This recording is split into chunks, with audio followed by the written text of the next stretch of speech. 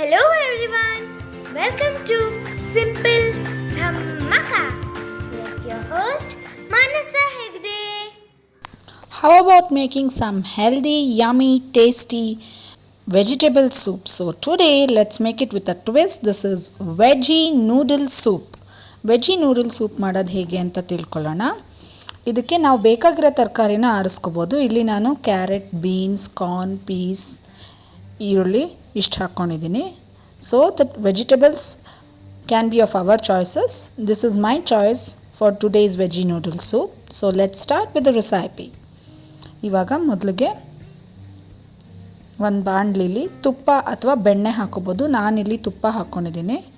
You can use ghee or butter.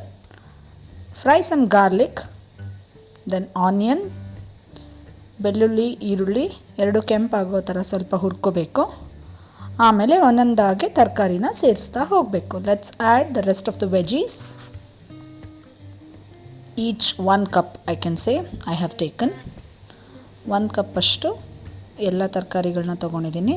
ರುಚಿಗೆ ತಕ್ಕಂತೆ ಉಪ್ಪು, salt to taste, some green chilli sauce and soya sauce. ಇದೆರಡು ಹಾಕಿದ್ರೆ ಟೇಸ್ಟ್ ತುಂಬ ಚೆನ್ನಾಗಿರುತ್ತೆ. ಸ್ವಲ್ಪ ಚೈನೀಸ್ ಫ್ಲೇವರ್ ಬರುತ್ತೆ. ಅದಕ್ಕೊಂದು 3ರಿಂದ 4 ಕಪ್ಪಷ್ಟು ನೀರು. ನಾನಿವತ್ತು 4 ಜನಕ್ಕೆ ಮಾಡ್ತಾಯಿದ್ದೀನಿ. Around 3 to 4 cups of water. Adding some crushed peppercorns, freshly crushed.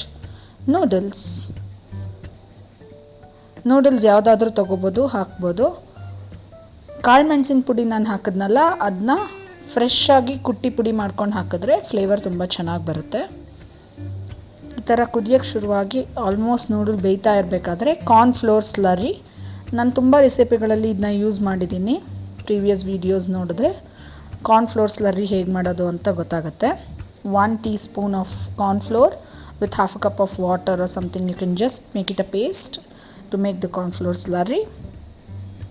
ಈ ಥರ ಕಾರ್ನ್ಫ್ಲೋರ್ ಸ್ಲರಿ ಮಾಡಿಕೊಂಡು ಇದಕ್ಕೆ ಆ್ಯಡ್ ಮಾಡಿದ್ರೆ ಥಿಕ್ನೆಸ್ ಬರುತ್ತೆ ಸೂಪ್ಗೆ. The slurry is just to add some thickness to the soup. It does not make any changes in the taste. So once it boils well, I like my vegetables half cooked in this soup. Do not overcook it because you will lose the crunch of the vegetables. ಈ ಎಲ್ಲ ತರಕಾರಿಗಳು ಅರ್ಧ ಬೆಂದರೆ ಚೆನ್ನಾಗಿರುತ್ತೆ ಈ ಸೂಪ್ಗೆ. ಪೂರ್ತಿ ಬೆಂದು ಮೆತ್ತಗಾದರೆ ಸೂಪಲ್ಲಿ ಚೆನ್ನಾಗಿರಲ್ಲ. ಬಾಯಲ್ಲಿ ಸೂಪಲ್ಲಿ ತರಕಾರಿಗಳು ಮಧ್ಯ ಮಧ್ಯ ಸಿಕ್ಕಿದ್ರೆ ಚೆನ್ನಾಗಿರುತ್ತೆ. ನೋಡಿ, ಇದು ನನಗೆ ಬೇಕಾಗಿದ್ದಿದ್ದು ಕನ್ಸಿಸ್ಟೆನ್ಸಿ. ಈ ಕನ್ಸಿಸ್ಟೆನ್ಸಿ ಬಂದ ತಕ್ಷಣ ನಾನು ಆಫ್ ಮಾಡಿಕೊಂಡು ಬಿಸಿ ಬಿಸಿಯಾಗಿ ಸರ್ವ್ ಮಾಡ್ತೀನಿ. So serve hot and enjoy.